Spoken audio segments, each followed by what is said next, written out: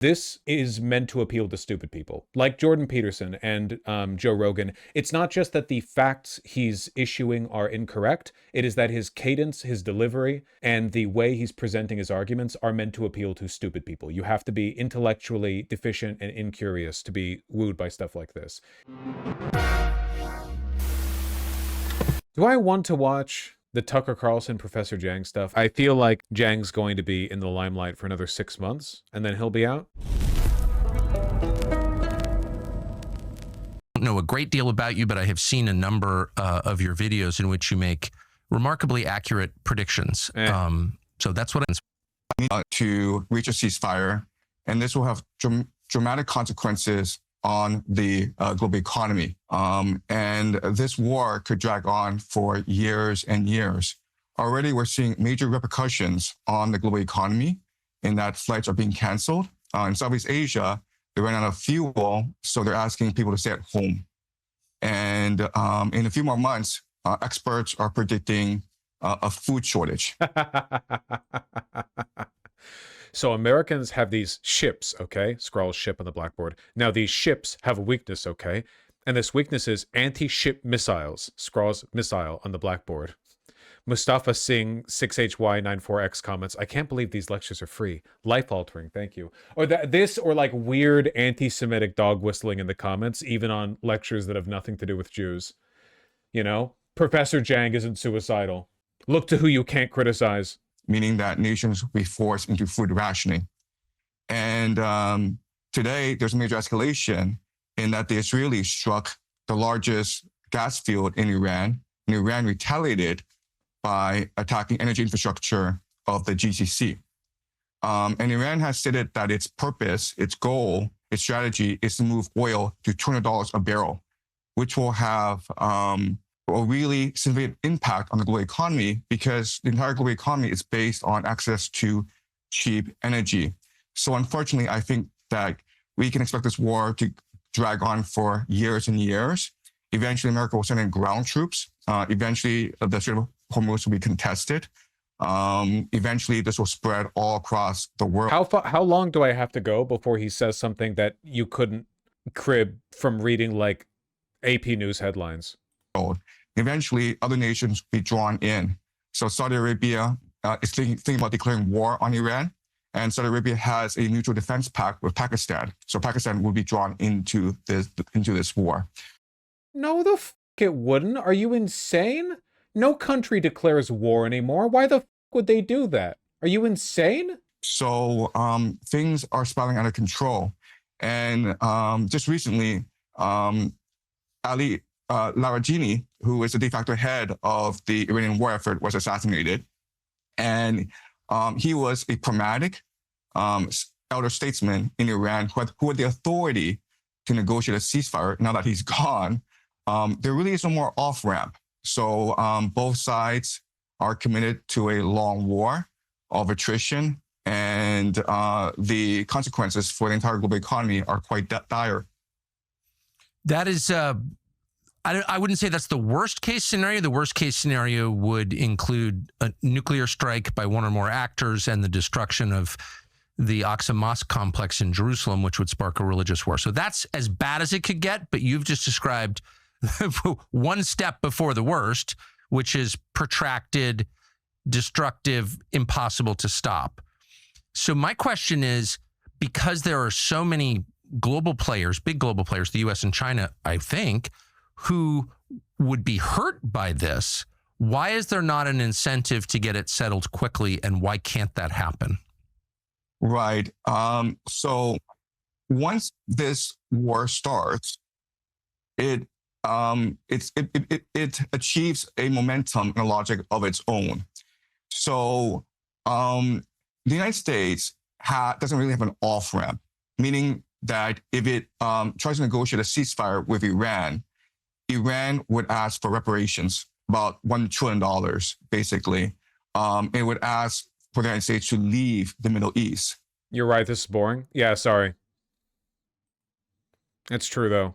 Are we seeing the end of Europe? You know what? Sure. Yeah, just give me that. Are we seeing the end of Europe? Hit me with it. Go. Right. So let's look at Europe. Because in 2014, this was a major turning point in Europe because you had these tens of millions of refugees trying to escape these wars in the Middle East, created by America's wars in the Middle East. And they were trying to reach Europe. And at this point, Europe had a choice. It could choose to close its borders and maintain its cultural identity, or it could open the floodgates. And Angela Merkel, the Chancellor of Germany, she said something really, really famous, and which stuck in my mind, which is, we can do this. We are Europeans. Somehow we can take in these millions of refugees and welcome them into our societies and thrive as a people. And they're calling it the one good thing Merkel ever did or said. the complete opposite has happened. You've got millions of these refugees who fled into Europe, not because of their choice, by the way, but because their nations were devastated, right? Libya, Syria, Afghanistan, Iraq were all devastated in these wars against terror in the Middle East. So they go, and these are proud Islamists. They love their religion, they love their family, they love the community. And so they're not going to absorb themselves and assimilate themselves into Europe. And today, you're looking at population replacement in a lot of cities. You go to population replacement. I know. I already said this guy's right wing. He literally is a Holocaust denier. It's just weird how many emails I got from people being like, "Dude, you should take a look at this guy." Certain places in Britain, and you might think you are in Cairo or Baghdad, and this has caused tremendous conflict throughout Europe. I wouldn't be surprised. It really hasn't. The Western Europe has essentially decided to commit civilizational suicide by whiplashing over to the right in response to a slight increase in the demography of non-white Muslim people in their countries. The austerity and right-wing reactionary and xenophobic politics that they're engaging in are doing far more harm than the actual influx of refugees. Listen, refugees are definitionally inconvenient. These are like people fleeing a war. They're often poor. They're in a bad way. When you take refugees into your country, you're doing it because you're being like humanitarian. It's not, you're not taking in like high-value immigrants to fill some tech job. Obviously, there's going to be some social friction. That's normal. That's life. This is a demographic shift that, in large part was caused by the West over there in Syria. Obviously, as we are with all things, we're responsible in part for what happened over there. But in the long run, they're human beings. Don't know what to say. If like 2 to 4 years' time, you have civil war break out, insurgencies break out in places like Britain. No, just insane, just incomprehensibly retarded. Dude, race war any day now. I know I've been saying this for decades, but race war any day now. Just delusional. A few percentage points of the population are Muslim now. Race war any day now. It's just meaningless. And France.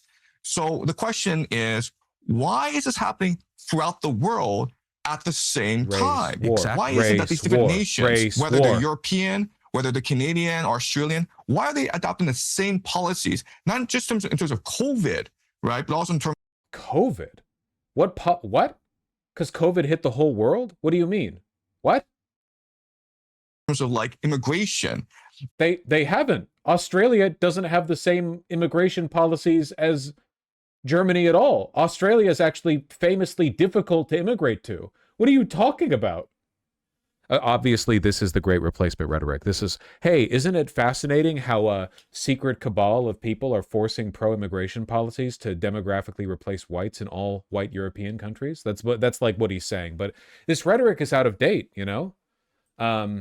Like this was the big talking point 5 or 10 years ago, but nowadays not so much. And so that's one of the great questions that we have to ask about the world we live in today. It seems as though it's almost a controlled demolition of Western civilization, right? The Anglosphere, Western Europe. It seems as though these nations are being destroyed purposely. For what end? I don't know. But how interesting how this guy who's so great at predicting just stops making predictions right up where it allows him to dog whistle. Yeah, I'm just noticing all of these the suicidal empathy of all white countries taking in some immigrants, like Australia, famous for taking in tons of immigrants. from the Syrian refugee crisis. I would just say there's a certain pattern that has emerged, and the result can only end up in the controlled demolition of these societies. I don't even think that's up for debate. I mean, of course, just look at the bottom line numbers. Of course. Yeah, just look at the numbers. Yeah, of course. Yeah. 2 years away from a civil war in the United Kingdom. Yeah. Mm-hmm. The white populations are being killed. Yeah. Yep. Race war. Mm-hmm. They're all gone. It's over. I'm dead. On purpose. And the question is why? And I don't have the faintest idea. Yeah, it's why. I have no idea. Yeah, just got all the knowledge in the world, all the analysis. I'll say lots of insane stuff, but I don't know. I don't know who. What? Which must be some kind of cabal, some shadowy group of people who are responsible for orchestrating this all across the Anglosphere, a very real term that white people use.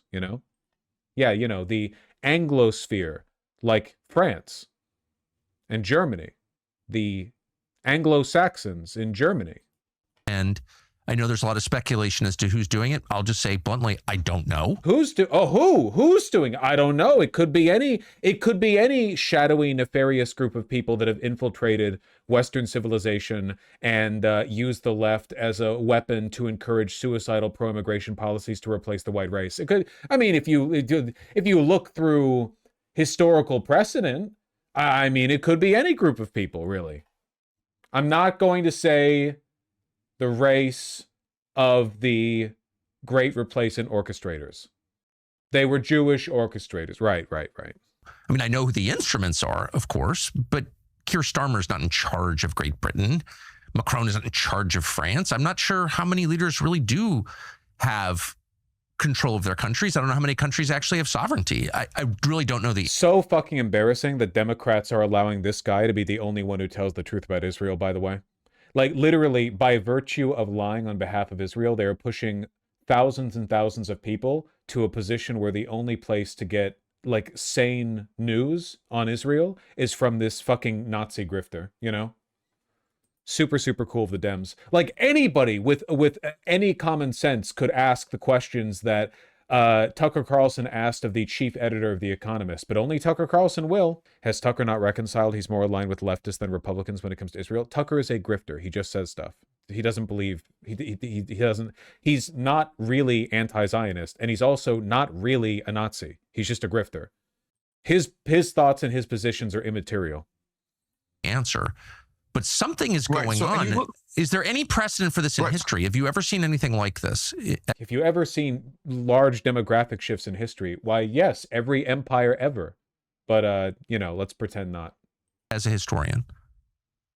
Right. So he's not a historian. He's a high school teacher. You look at what's happening in Ukraine, where the war is lost. It was lost 2 years ago. The Ukrainians have lost over 1 million fighting men. A lot of their people have fled overseas. No matter what happens in this war, Ukraine is finished as a nation state. It is no longer viable as a nation state. And rather than admit defeat and come to a ceasefire with Putin, what the Europeans are doing is just... Why? Because Tucker Carlson is a Russian state asset, so he's probably just, his rhetoric aligns here. Also, Anglosphere, this is a very... Russian-coded term. Like, white Western racists don't say Anglosphere.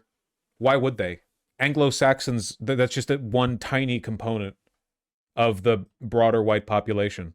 Saying that we're going to draft our men and have them fight in the trenches of Ukraine, which would be suicide because the Russians dominate the battlefield with their drones and artillery. And this is so dated, dude. This is like rhetoric that's being dusted off from 3 years ago. Oh yeah, man, Ukraine has no chance. As if we haven't all watched Russia fucking trip over their shoelaces and stall out for years and years.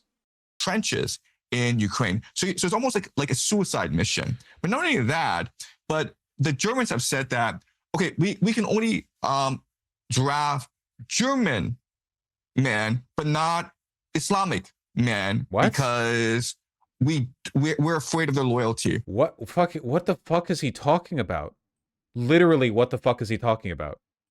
Which means that you have a situation where, local men, like British, French, German men, are being What? sent to die. Ukrainian? What Ukrainian? What are you talking about? It's Ukraine. The Ukrainians are the ones who are fighting. What are you the local British, the massive British, German, and French enclaves in Germany are getting sent to the front lines. The funny thing is, what he's saying is true for Russia. Russia puts their ethnic minorities to the front, so that the whitest Russians die last. They have selectively conscripted from the many non-white ethnic populations across their enormous country. Ukraine hasn't, because Ukraine is pretty much just full of Ukrainians. Trenches of Ukraine. And, back at home, you have these immigrant population that have not assimilated into your culture. So it's a really weird strategy. And I don't know who comes up with these sort of with this sort of stuff. And look, there's no historical precedent for this. There just isn't. I mean, there's been incidents of mass immigration. You could go back to the fall of the Roman Empire and how these hordes of immigrants flooded the Romans, and it's flooded the Romans. Yeah, man. This is like Stefan Molyneux stuff. Oh yeah, man. The Roman Empire fell because of like immigrants or something. The empire that expanded and assimilated hundreds of ethnic groups all around the world. Well, not all around, but like across the world, fell because of immigration. Yeah, that's totally, yeah, 100%. Yeah, true. Yep. It's like every alt-right YouTube talking point mixed together. I haven't heard these in a while. Tucker just gets to make this face the whole time. He's like, damn, it's like a rehash, you know? It's almost impossible to assimilate so many people. Eventually, there's going to be a cultural takeover. Yeah, man. Assimilate them into the Russian Empire. Is that how that worked? Assimilate into the Russian Empire? What does he think that like the entire Roman Empire was like Italy or whatever? Like Rome expanded their cultural reach. It was an empire. It was multicultural. You didn't assimilate into a monoculture when you were conquered by Rome. Eventually, with so many people who are insistent on maintaining their cultural identity, eventually, because they have more children than you, eventually they're going to overwhelm your cultural identity. Yeah, and I do think that is the story of history, one population replacing another. There's no such thing as multiculturalism. There's always a dominant culture that, that insists on dominance, of course. I just don't think there's ever been anyone who thought this could happen globally, like a systematic targeting of a race for elimination globally.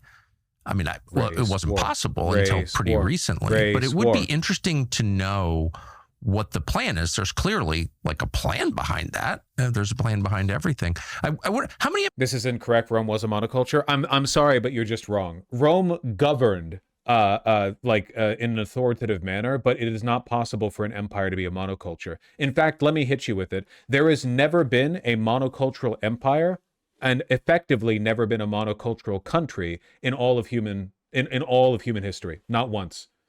The only true monocultures have maybe been city-states. Like you might have to go to like a Venetian, like maybe if you constrain it to that small of a community. But anytime a collective identity expands beyond like what you can physically see if you stand on top of a hill and look around, you get a multicultural society. Of course, when Tucker Carlson says multicultural, what he means is multiracial. But culture and race aren't the same thing. Not even culture and ethnicity. Even if we eradicated somehow all non-white people in America, America would remain multicultural. Do you think the culture in New York City is the same as the culture in Louisiana? Even if we're just looking at white people? Do you think the Appalachian whites have the same culture as Angelenos? No, ridiculous. What he means, of course, is multiracial. So his statement, there's never been a multiracial society, obviously equally factually incorrect. But it's nonsense. It's Joe Rogan slop. It's meant to appeal to people who have prior beliefs, prior convictions. But yeah, obviously, like again, my main hatred here, I guess, remains towards the Democrats, because right now Tucker Carlson is basically the only person who is pointing out um, the insane level of deference that everyone has shown towards Israel. The Democrats could do this, but they don't. And as a consequence, if you want somebody to speak truth to power on that specific subject, you have to go to Tucker Carlson. And then people are going to start saying, whoa, Tucker Carlson's more based than I thought. He's not right wing at all anymore. And then they're going to watch something like this. I know, Monty, you keep saying that. But those are subcultures, not different cultures. Meaningless. Meaningless semantic distinction. Literally not a thing. You could argue that like all different cultures are subcultures of some prior monoculture that encompassed everyone. It doesn't mean anything. Like all Abrahamic cultures are different subcultures, but it's just not true. Culture is and always will be a nebulous term. So is ethnicity. What they're referring to is race. Americans, do you think, understand what's actually happening in the world right now? Unfortunately, I think that if you are educated in America, I went to Yale, and so I know a lot of these Ivy League people. Yes. Unfortunately, we've been indoctrinated to believe certain values, and these values are not questionable. So for example, there was a court case that went to the Supreme Court. This is literally verbatim what I heard from the alt-right YouTube channels back like circa 2019. It's actually like point for point the exact same thing, It's being revisited. Like it's like this people credit this guy for being innovative. He's cribbing off of old material here. About affirmative action at the University of Michigan.